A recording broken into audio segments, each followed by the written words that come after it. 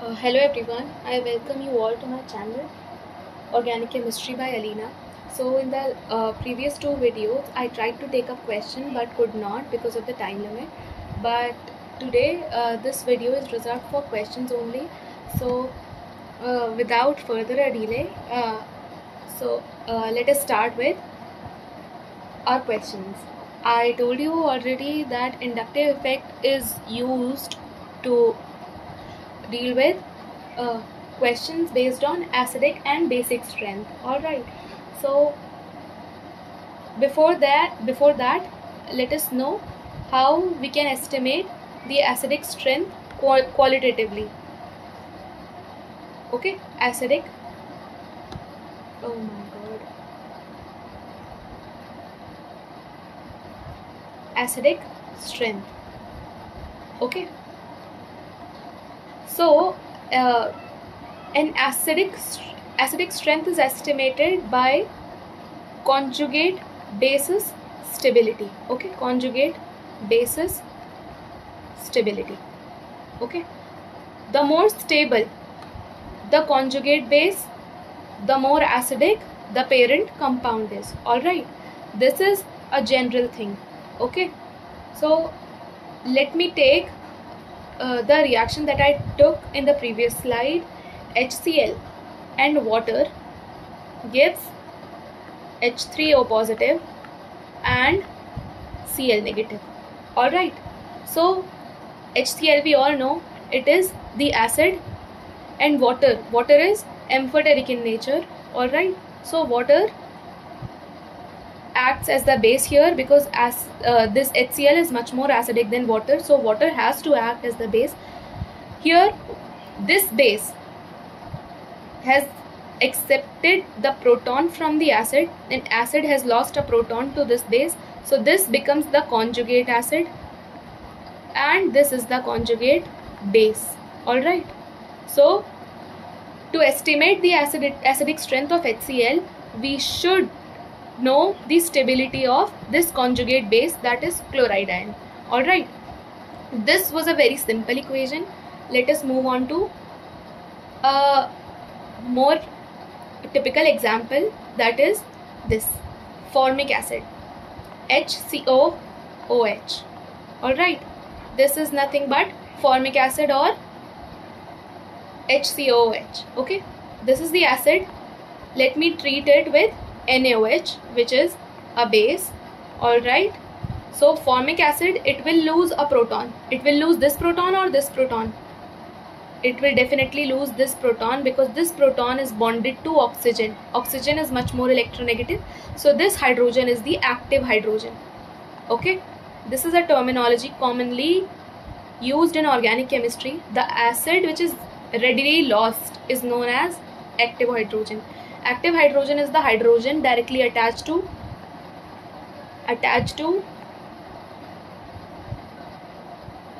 electronegative substituent. Okay,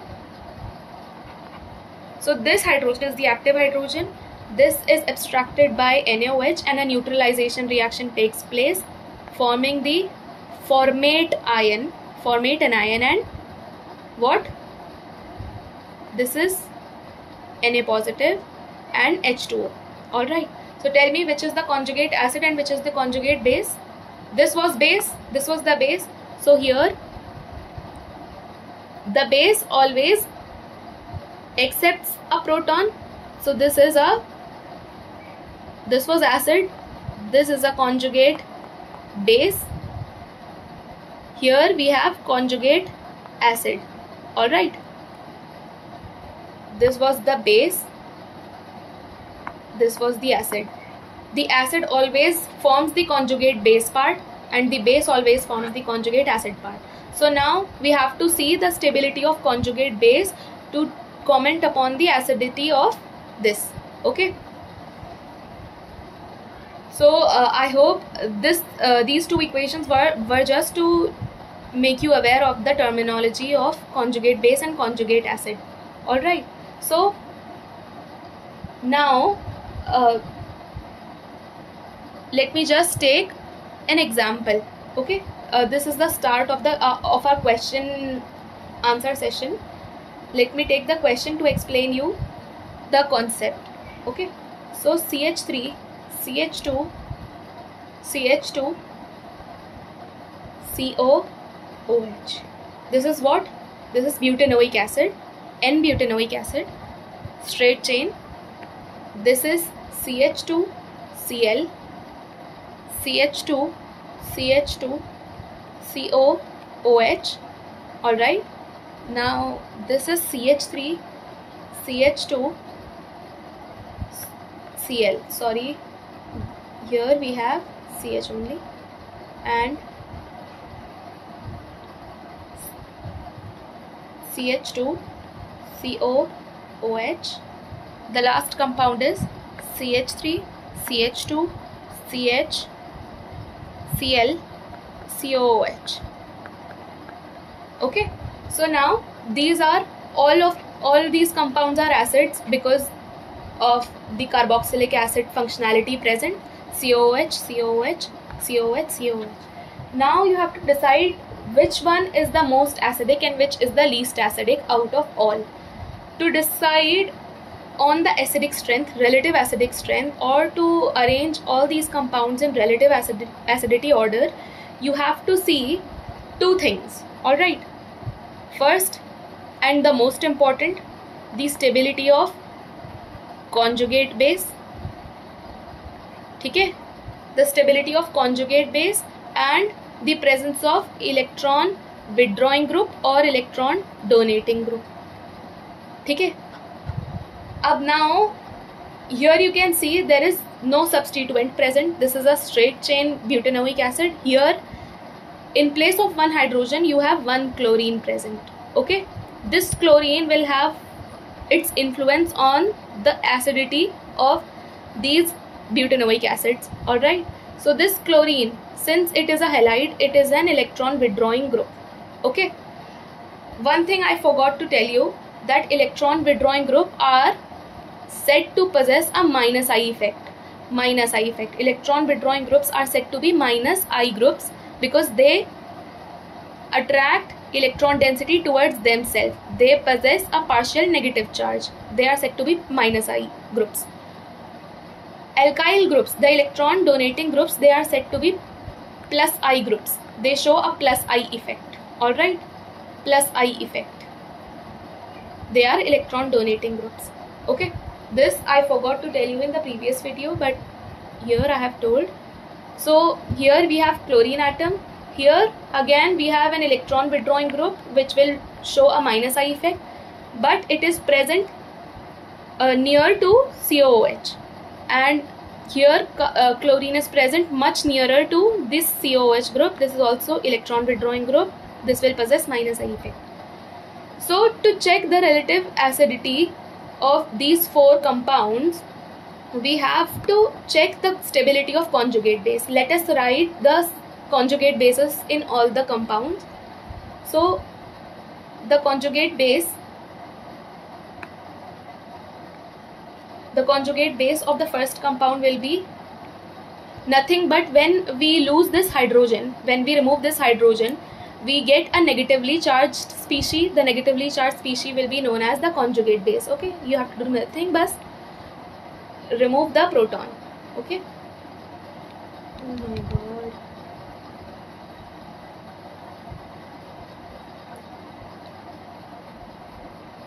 Why this pen is not working?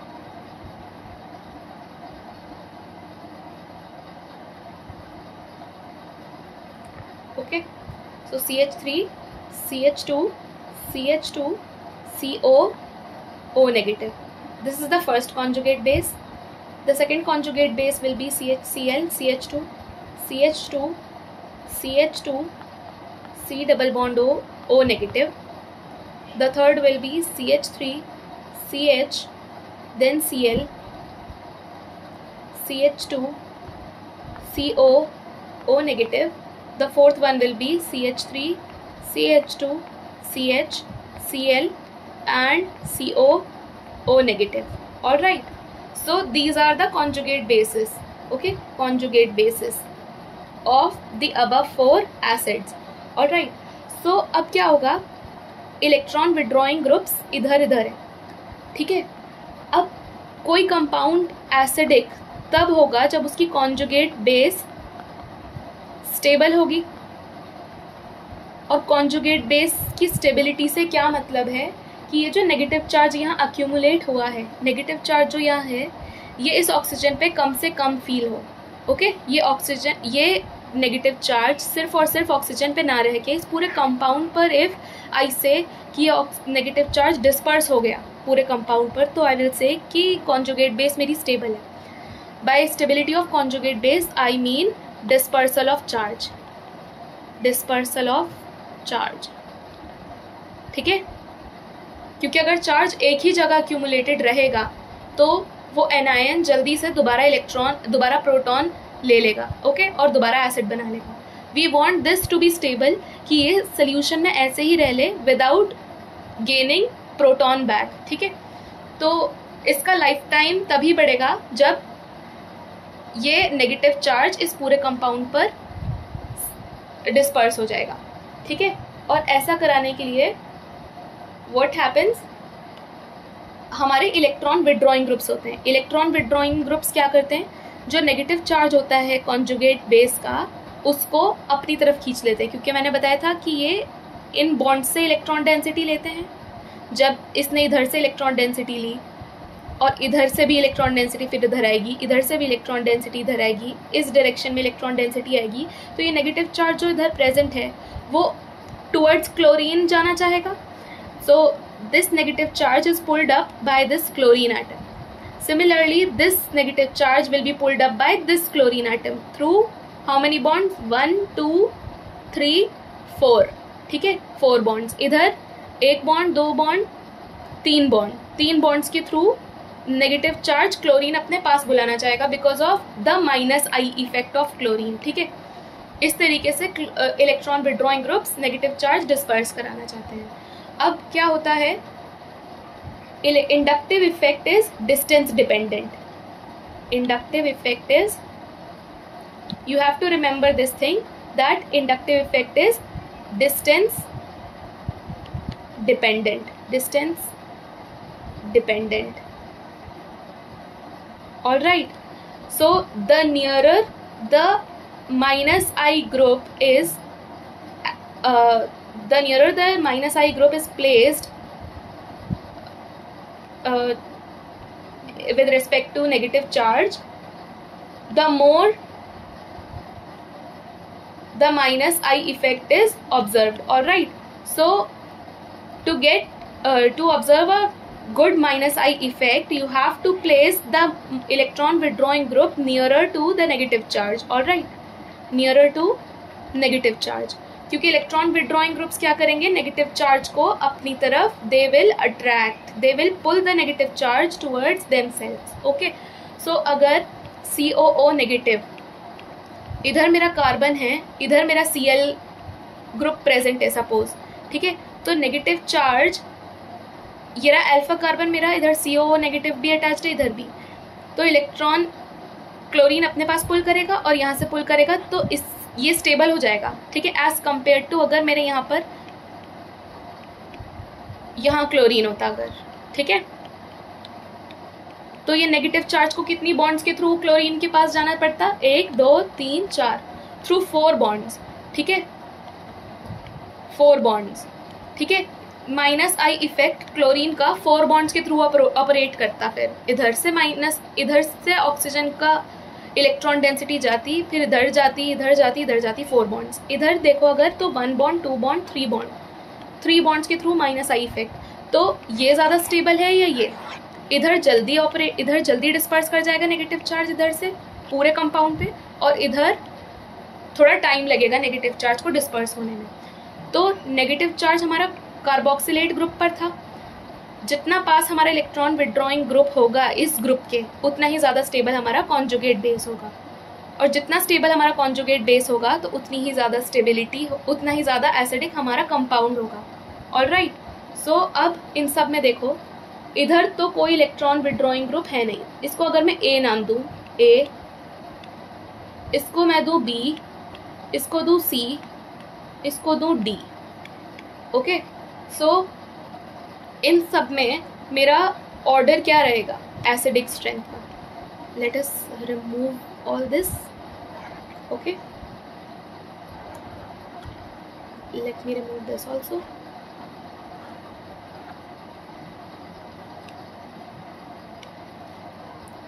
This is A, this is B, this is C and this is D, ठीक है।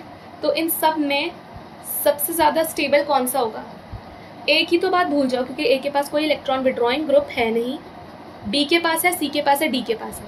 A के पास कोई electron withdrawing group नहीं है, तो इसका मतलब इसकी जो कॉन्जुगेट बेस है उसके पास कोई स्टेबल होने का जरिया तो है नहीं, ठीक है। तो ए सबसे कम एसिडिक होगा क्योंकि सबसे कम स्टेबल है, सबसे कम एसिडिक। ए से ज़्यादा एसिडिक कौन होगा? इन चारों में से कोई, इन तीनों में से कोई भी हो सकता है। इधर देखो क्लोरीन एटम कितना दूर प्रेजेंट है, 1 bond, 2 bond, 3 bond, 4 bond, 5 bond. Negative charge को 5 बॉन्ड्स के जरिए क्लोरीन के पास आना पड़ेगा, ठीक है। इधर 5 बॉन्ड्स हैं, इधर 1 बॉन्ड, 2 बॉन्ड, 3 बॉन्ड, 4 बॉन्ड, इधर 4 बॉन्ड्स, ठीक है।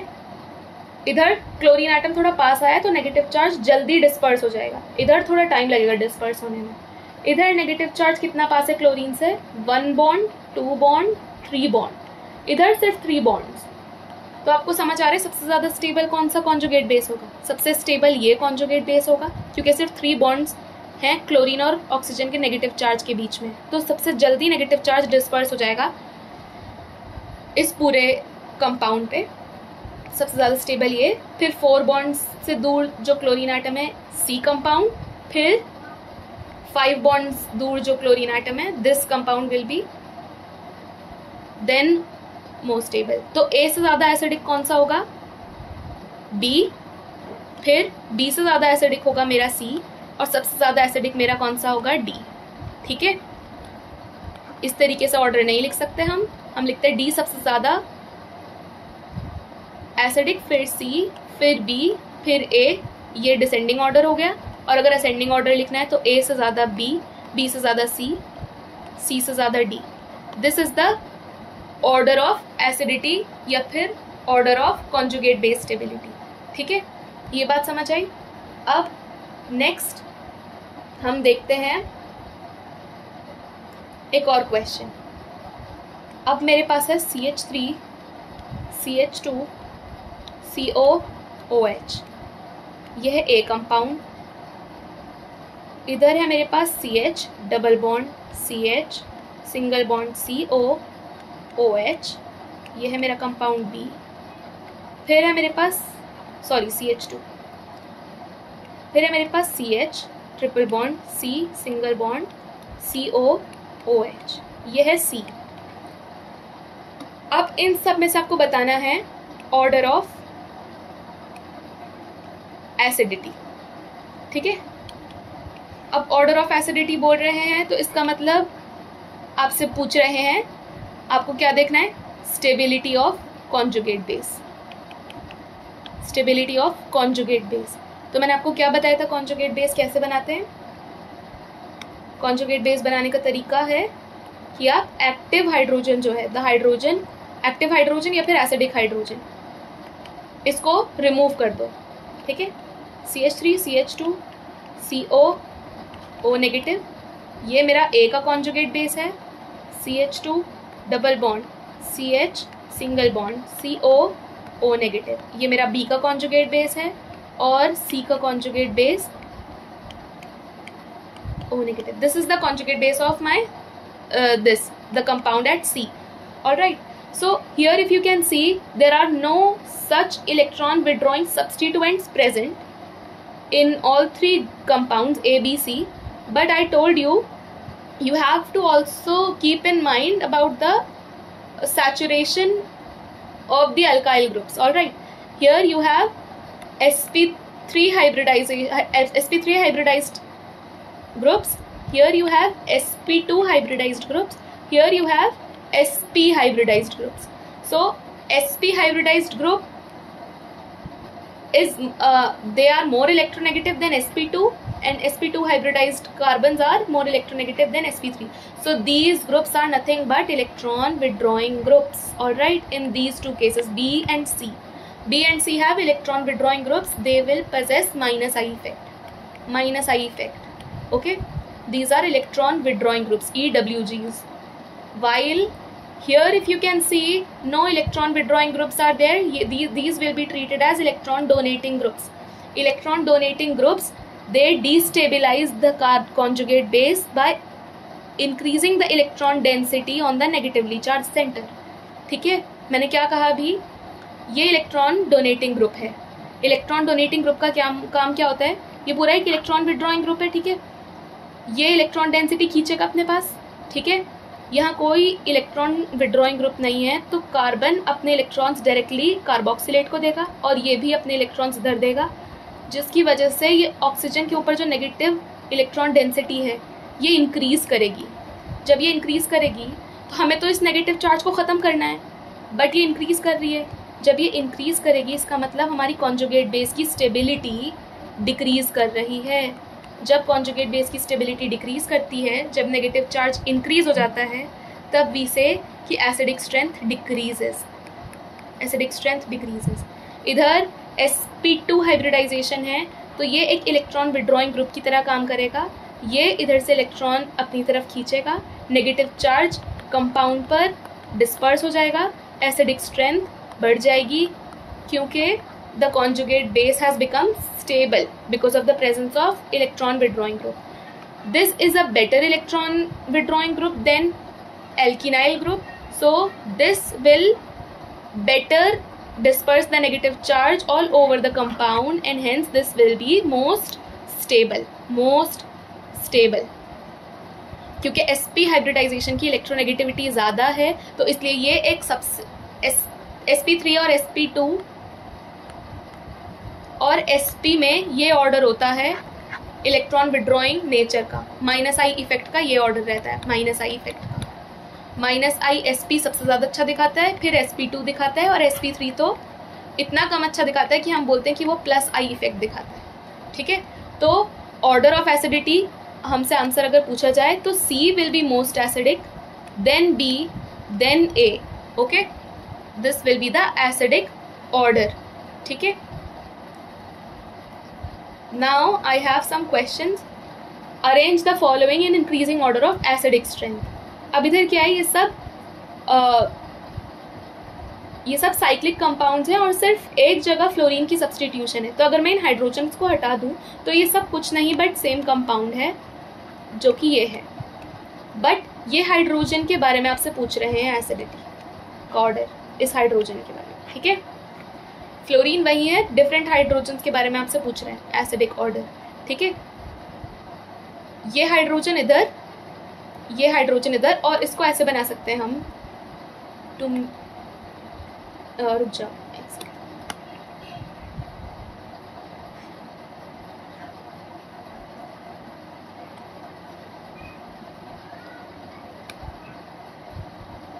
इस हाइड्रोजन के बारे में बात कर रहे हैं. तीनों कंपाउंड्स में ये एक साइक्लिक अनसैचुरेटेड कंपाउंड है. एक जगह फ्लोरीन सेकेंड पोजीशन पर है इसके, इस हाइड्रोजन के रिस्पेक्ट में, एक जगह थर्ड पे, एक जगह फोर्थ पे. तो एसिडिक स्ट्रेंथ पूछ रहे हैं. अब आपको क्या देखना है, कॉन्जुगेट बेस की स्टेबिलिटी. ठीक है, तो कॉन्जुगेट बेस क्या बनेगा, ये रहा नेगेटिव, फ्लोरीन नेगेटिव. आपको कॉन्जुगेट बेस की स्टेबिलिटी देखनी है तो कॉन्जुगेट इंडक्टिव इफेक्ट ऑपरेट करोगे आप इन सब पर. फ्लोरीन इलेक्ट्रॉन विड्रॉइंग ग्रुप है, एक इलेक्ट्रोनेगेटिव सब्स्टिट्यूएंट है जो कि माइनस आई इफेक्ट दिखाता है, तो वो नेगेटिव चार्ज को डिस्पर्स करेगा. अब जितना पास नेगेटिव चार्ज की फ्लोरीन प्रेजेंट होगा उतना अच्छे से डिस्पर्स कर पाएगा नेगेटिव चार्ज. तो we know that inductive effect is distance dependent, so जितना ज़्यादा फार प्रेजेंट होगा उतना कम डिस्पर्स करेगा. इसलिए एसिडिक ऑर्डर क्या होगा, नेगेटिव चार्ज के सबसे पास प्रेजेंट, तो बहुत आराम से नेगेटिव चार्ज डिस्पर्स हो जाएगा. इधर थोड़ा दूर हो गया थोड़ा कम आसानी से, और इधर बहुत दूर हो गया थोड़ा कम आसानी से. तो acidic order is this will be the most acidic compound, most acidic, then this will be the least acidic proton. Alright, now next question. This is done ना. Next question, order of acidity. Here you have to tell me the order of acidity of these 4 alcohols. Alright, these are alcohols. Alcohol तो इसमें common है. इधर कोई substitution नहीं, सिर्फ proton है. इधर कोई सब्सटीट्यूशन नहीं, बट फोर्थ पोजीशन पर 1 2 3 फोर्थ पर CH3 ग्रुप है. मैंने इधर कुछ नहीं लिखा था, इसका मतलब methyl group is present. Here you have at the third position nitro group present. Here the nitro group is present at the fourth position. All right. So सबसे पहले you have different substituents present in these three compounds. In the first you have nothing. Third you have methyl group. Let us name these compounds. All right. This is A, B, C and D. So you have to tell me the order of acidity. So you have to check the first thing first. You have to check the type of substituent. Okay, this is electron donating group, alkyl group, sp3, so electron donating. This is nitro group, highly electron withdrawing group. This is nitro group, again electron withdrawing group. No substitution, that means we cannot say here we do not have any substitution, so this will be left as it is. Electron donating group means plus I, electron withdrawing groups means minus I, and electron withdrawing again minus I. So order of acidity, इधर कुछ नहीं है लेकिन इधर plus I effect है, तो conjugate base हम देख लेते हैं. OH, इधर negative charge. We are talking about this. अगर हम हाइड्रोजन की बात कर रहे हैं, इधर हाइड्रोजन मेंशन्ड है, तो इस हाइड्रोजन की बात कर रहे हैं हम. Sorry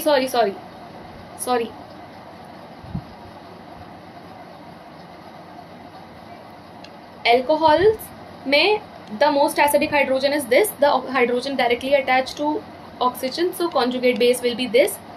Here conjugate base will be this, O negative. I am not writing CH3 group here because it is understood.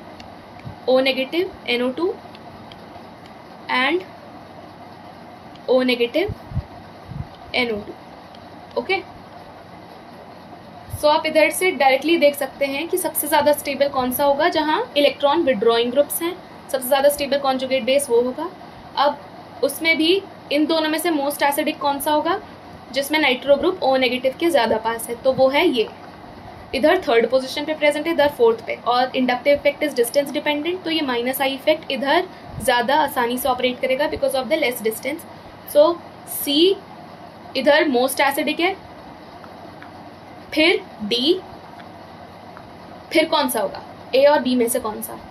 A पर कुछ भी नहीं है, कोई सब्सटीट्यूशन नहीं है, बट B पर इलेक्ट्रॉन डोनेटिंग ग्रुप है. और इलेक्ट्रॉन डोनेटिंग ग्रुप हमेशा कॉन्जुगेट बेस को डीस्टेबिलाइज करते हैं. डीस्टेबिलाइज क्योंकि negative charge. Electron donating group क्या करेगा, अपनी इलेक्ट्रॉन डेंसिटी नेगेटिव सेंटर की तरफ भेजेगा और नेगेटिव चार्ज को बढ़ा देगा उस सेंटर पर. और हम क्या चाह रहे हैं कि नेगेटिव चार्ज पूरे कंपाउंड पर it gets dispersed, it gets delocalized. All right, so this electron donating group will destabilize this. So we can say A will be more acidic than B compound. So A, then least acidic will be B. All right, B, A, C, D. This will be the order of acidity.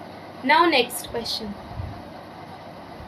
Which of the following has least acid dissociation constant? This is a very typical way of asking questions in competitive exam. This is just used to confuse students.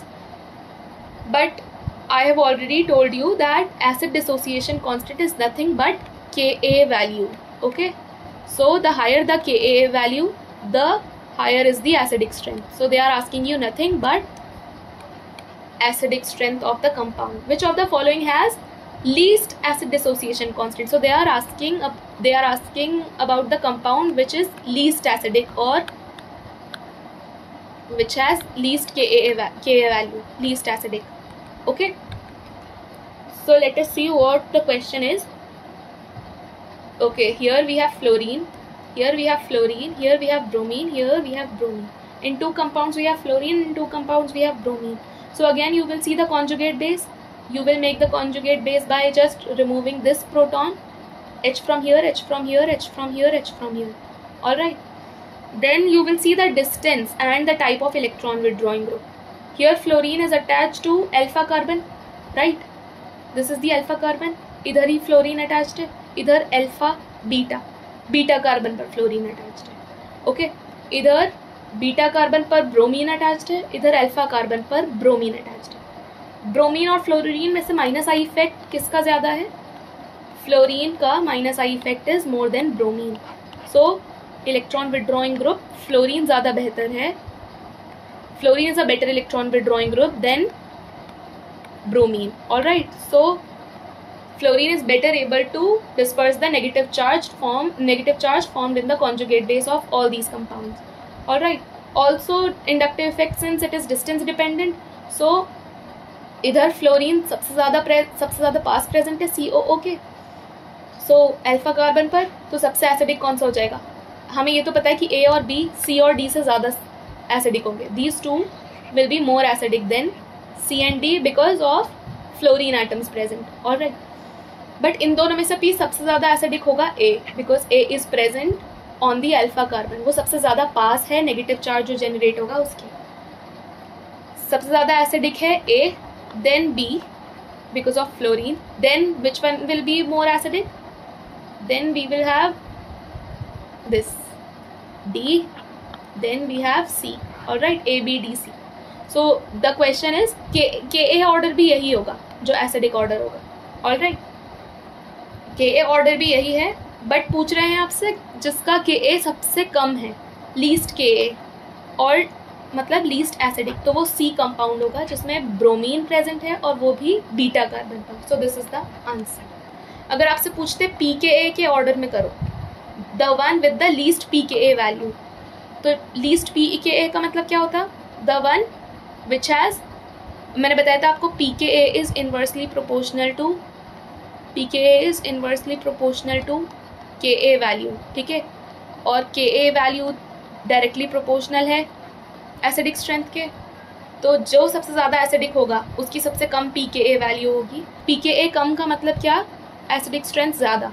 अगर वो पूछते least P K A value तो आप क्या बताते? जो सबसे ज़्यादा एसिडिक है, मतलब ए. Least pKa, A compound. Alright, so this was about today's class. In the next video we will take up the conjugative effects, mesomeric and resonance. I hope you understood these concepts well. The concept of electron withdrawing and electron donating group was taught to you using questions in this video. I hope you like these questions. For more questions, you can drop a comment. I can upload more questions in the description box if you want. So until next video, goodbye. Take care and please like, share and subscribe to my YouTube channel. Okay, thank you.